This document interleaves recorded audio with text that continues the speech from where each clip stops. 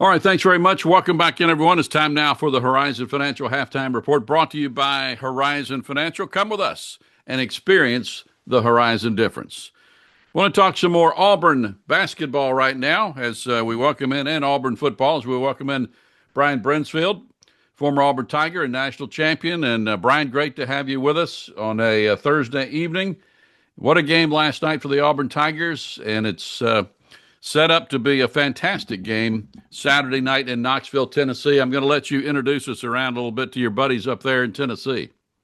Yeah, we got you froze a minute, so I don't know what you said, but we've got we've got the Tennessee ball game coming up this weekend. So I've got two of my Tennessee buddies, Bo Dickey, who is one of our gastroenterologists here in town, and a huge Tennessee fan. Good to have you, Bo. Good morning. Good morning. Yeah, and then Tim Haley from Knoxville. Tim works with me in business and is a ticket holder, basketball ticket holder, and actually took me to a game this year, so early in the year, and it was fun to go up and see Tennessee whoop up on Louisville early in the year. So that was fun to do. Yes. Good morning. Thanks for being here, guys. Well, Brian, that was an exciting game last night. I don't know how much you got to see of it, but I know you're a statistical guy too. We were just talking about free throws and how many times the Tigers got to the line. And Keyshawn, what a second half. And I think he had 14 for 17 from the line total last night as the Tigers come out victorious as we head toward the Tennessee game Saturday. Yeah, got to see half of it, and we had over, I think, 35 free throws and did pretty well from the line, and like Tim said last night when we talked, I think that put us over, but we had to erase a big deficit. We came out slow. It wasn't good from the start, and just keeping up with the score on my phone, and then watching a little bit, and then seeing the score on my phone at the end, it kind of surprised me. But we did pretty good, and Overton had a good game. So all in all, I think it should be a good game this weekend. That's why I wanted to have these guys, and we've also got some guys in the Senior Bowl on both teams from football, and a couple guys in the Super Bowl from both teams as well. Yeah. I know you guys had an exciting game also last night, an overtime game, a 1-point game against the Georgia Bulldogs, which you came out on top.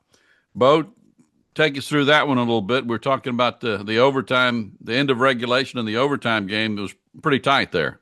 It was. We kind of got off to a slow start, and I think we were down 5 at halftime. Come out the second half, started off really good, hit some threes, and then just kind of kept the lead right to the end. We got up 6, and then they cut it to 2, and then we met free throws. Well, Auburn won on free throws. We almost lost on free throws. If we don't get better at free throw shooting, we're going to be in a lot of trouble because it's about 50%. You can't beat no one at 50%. So we got lucky to get the win for sure due to our free throw shooting, but they found a way, and so.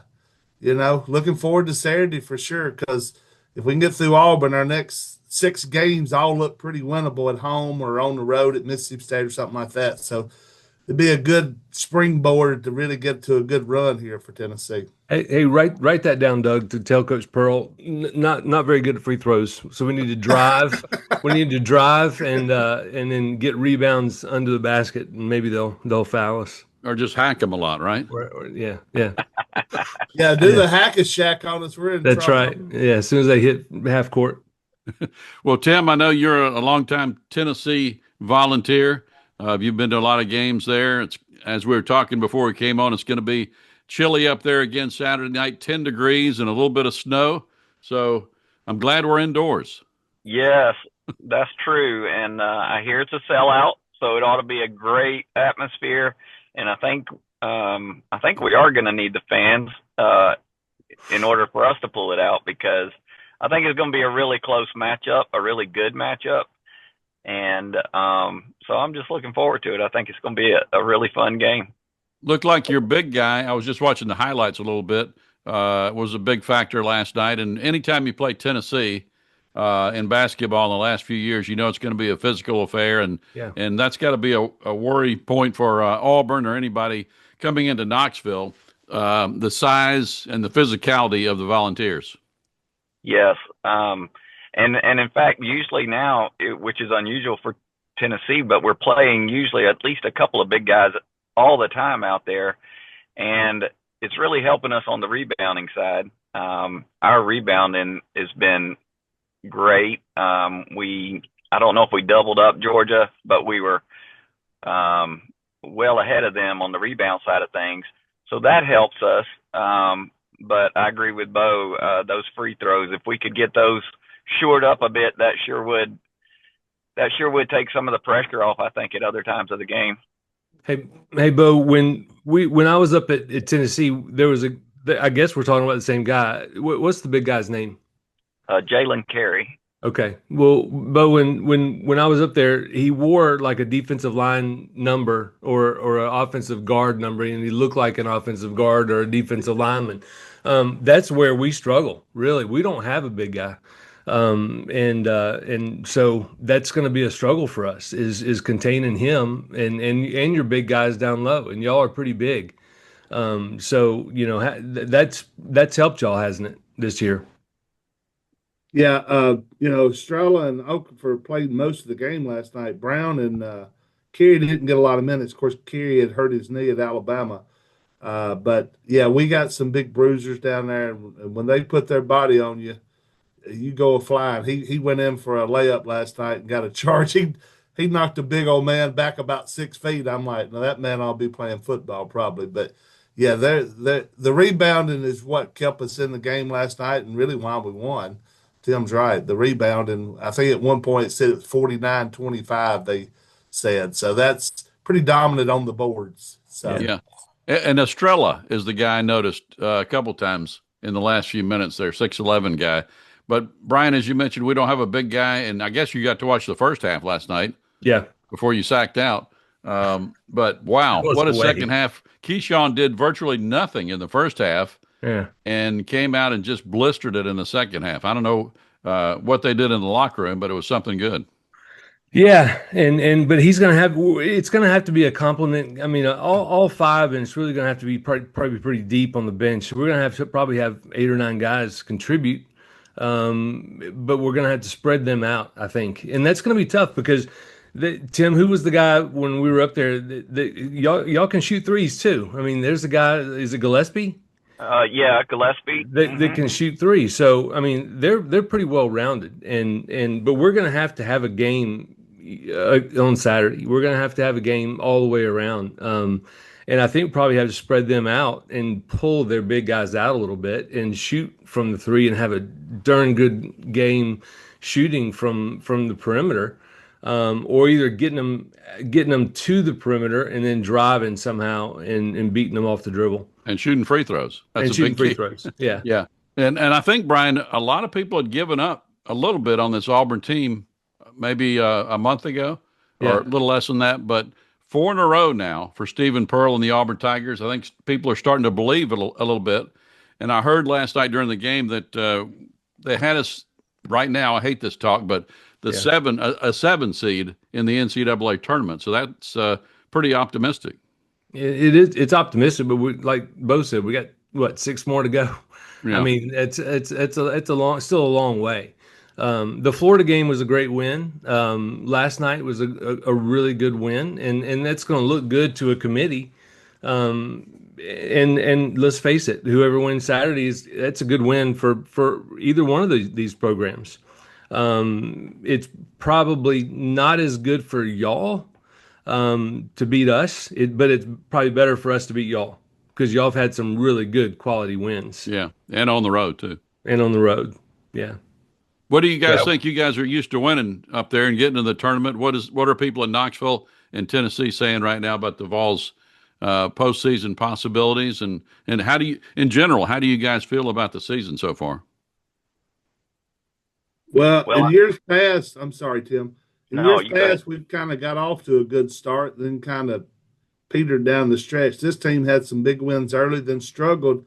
But I really see Barnes really starting to mold them into his team, and the defense is coming. Like I said, if the free throws can come, they have 3 points, they can score inside. I'd rather peak in March than I had in November and December. So I That's kind the of like truth. our trajectory right now. Yeah. I agree with that. Yeah, we've had some good teams over the last six or 7 years, but yeah, I feel like we did peak early, and we just couldn't carry it on into the tournament deep. And so I'm hoping this year, as this team comes together, it looks like our I guess 5-star freshman Nate Ament looks like he's getting more into a stride and into a flow, and he's starting to come to this, college basketball game, SEC basketball. He's starting to see it all, and so I think that's going to help so that Gillespie doesn't just have to do it all by himself. And in fact, I was really happy last night. It was very even spread out scoring among those two plus Bishop Boswell. So it's optimistic. Yeah. How was your team, Tim? Remind us again from last year. How many returning players? I know when people talk about Auburn, we have one returning guy, Tahad Pettiford, from last year. The rest are portal or freshmen. So what is Tennessee's situation there? About the same. We had Felix Akpara. He's a tall guy inside. Estrella came back, but I mean he missed all of last season with injury, so that's not it's not like he's true returning. He's still getting into his stride, and I think last night was great showing for him. Other than that, we've got a couple of freshmen that play a lot of minutes. Actually 3. One of them got injured, but and then a transfer or two, and so yeah, we're kind of in that same boat. Yeah. Yeah, and Boswell's back, but he really was not a factor at all last year. Anytime he got on the court, he'd make a mistake within the first few minutes, and he was out. So I was glad to see him back because last year was not a good year for him, and I didn't think he would return. But he has, and he's been a solid player for us. Really has. Yeah. Should be fun Saturday night in Knoxville, Tennessee.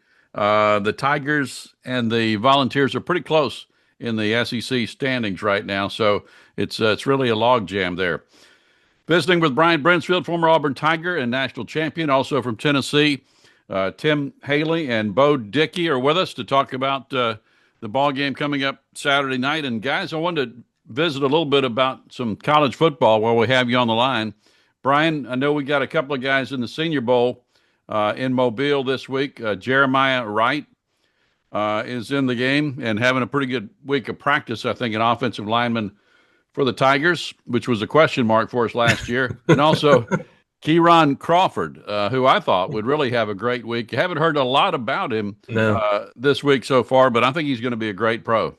Yeah, I think he'll be a great pro, and he may be kind of coasting just down there for the cold weather, for the photos, and for social media. But Jeremiah, man, he has a great Senior Bowl. Could he not have a great season? That's what I wish he would have had. But could he not block that Alabama guy during the season? Oh, hey, by the way, thank y'all for beating Alabama the other day, and cigars to y'all. Absolutely. Basketball. Thank y'all for doing that. But yeah, it's always fun at the Senior Bowl to go and watch, and I'm from there, and they used to practice on my high school field. The South did, and so it's always fun to go and watch that game. But I think y'all got some guys down there, right? Yeah, I was going to mention, Brian, the guys in the Senior Bowl for Tennessee. Bryson Eason, defensive tackle, 316 pounds. Jalen McMurray, I think is correct, a cornerback, yep. And also a guy named Colton Hood, I noticed, is a cornerback that played for Tennessee this year. And I think he started out at Auburn. Is that right, Brian? I think so, yeah. His brother was Roderick Hood. Yeah, so, Roderick. Yeah, he's a traitor now. Yeah. One orange to another. Yeah. What do you guys have any thoughts about those guys as far as what they're going through this week and professional possibilities? Can they land in the NFL? Well, just since you brought up Hood, he was a really a good. I don't know if he was a surprise to the coaching staff, but a surprise from our side because he transferred in and had to play a big role because we lost a couple of cornerbacks right out the gate, and he did. He came through tremendously, and I think that probably helped his opportunities in the pros, a lot. So I expect he will have a good showing, and of course Bryson Eason up there on the defensive line, he's just a beast. So I'm sure he'll show out pretty good. What do you think, Bo? Yeah, the Hood kid actually came from Colorado. So he went to Auburn. Y'all didn't treat him right, so he went to Colorado. Then he came. Dion. He was another TJ. Yeah, actually, he was a nice addition. Now, the problem is our secondary was on 3rd and 20 was the worst secondary in the history of football. So apparently they never threw towards Colton Hood on 3rd and 20 because they always completed the pass. But yeah, he was a solid player, and I was reading some stuff about him. They talk about maybe a possible first-round draft pick, and I'm like, it's hard to believe we had anybody in that secondary as a possible first-round draft pick. But yeah. I think he held his own for sure. Yeah. Brian, what do you? I know you said you're from Mobile, obviously, and Spanish Fort and Fairhope and Daphne, and along the Eastern Shore. You've done it all from all those places. Yeah, pretty much. Yeah. Okay. We'll have to explain. We've already explained that a number of times, I think. But anyway, does anything stick out to you as far as growing up and going to the Senior Bowl in Fairhope? It's been a lot of years. I was just looking at the pictures that I have of the Senior Bowl in Fairhope. It's been a lot of years since it was down there. Yeah. It was one of those things where we went as a family young, and I've told this story before, but my dad played with under Billy Atkins at Troy, and Billy ended up being the head scout for the 49ers during their Super Bowl run, and had, I think, four rings with the 49ers, and then he was with the Cardinals for a while as well. But he was their lead scout and was always down at the Senior Bowl, and Dad just kept up with Coach Atkins. And then I played with Ace. We've talked about this. I played with his son at Auburn. And so that was a fun day for me because Dad would always get me out of school, and we'd go down to Fairhope. And this is when I was obviously in elementary school and middle school, but he would get me out of school, and we'd go down and watch those guys practice. And I just remember those guys getting off the bus and thinking, I've never seen human beings this big before in my life. They're giants. And then, Coach Atkins had field passes, obviously, so we got down and got to go see them, get down and dirty, and get autographs. But it was just a fun time and a cold time. Probably one of the coldest I've ever been, other than Arkansas in '93, was down at a Senior Bowl game in about '84, '85, and. But it's always a good time. It kind of makes me sad, and we're all about the same age. I'm probably the oldest here. You're welcome, Doug.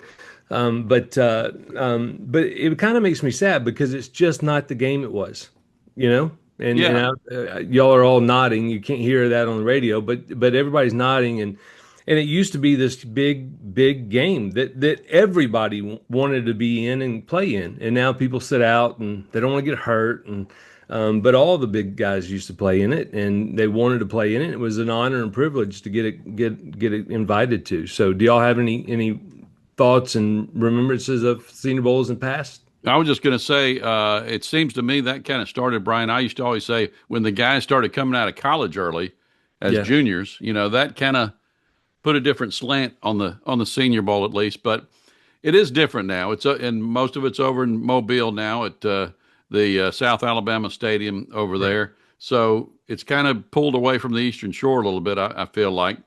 But still a great game. But you're right. I don't think there's quite the interest. And also, like every sporting event, it's hard to find the dang practice sessions and the game on television. That's a major problem in sports right now, I think. Yeah. I think it's on the NFL Network. That's the only place you can find it. Bo and Tim, have y'all ever been down to the Senior Bowl? I have never been down there. Never been. Yeah.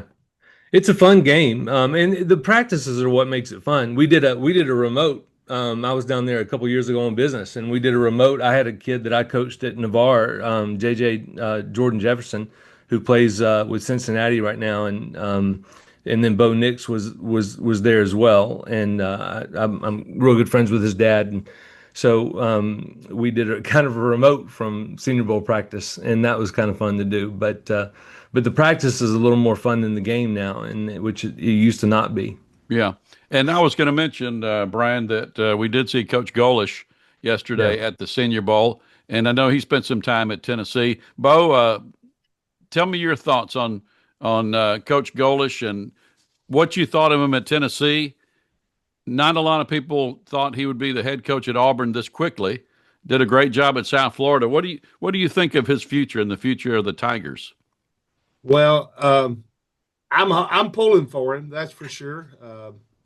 He did a good job at Tennessee. I think we were sad to see him go, but I think he's got the moxie, and he's gonna bring a little something to y'all that you ain't had in a while. And so And I'm we pulling need. for him.